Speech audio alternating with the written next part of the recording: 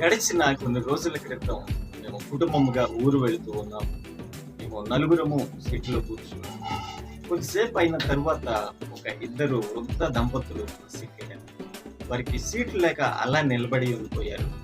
ఇది గమనించిన నేను పిల్లలిద్దరిని ఒక సీటులో కూర్చోబెట్టి నేను లేచి నిలబడి ఆ వృద్ధ దంపతులకు సీట్లు ఇచ్చాను. నేను తెల్ల చొక్కా తెల్ల ప్యాంటు వేసుకుని ఉన్నాను. చేతిలో పరిశుద్ధ గ్రంథం ఉంది. చూసిన ప్రతి ఒక్కరికి తెలిసిపోతుంది నేను సేవకుడును అని. ఆ బస్సులో ఎలక్షన్ డ్యూటీ నిమిత్తం వెళుతున్న అనేక మంది ఎలక్షన్ స్టాఫ్ ఉన్నారు, టీచర్స్ వాళ్ళందరూ ఉన్నారు.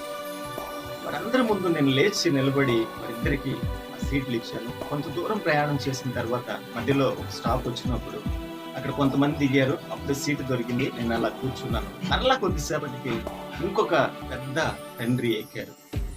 ఆయన వృద్ధాప్యంలో ఉన్నారు. నేను మరలా లేచి ఆ తండ్రికి సీట్ ఇచ్చాను. ఇదంతా గమనిస్తున్న ఆ టీచర్స్ గమనిస్తూ ఉన్నారు.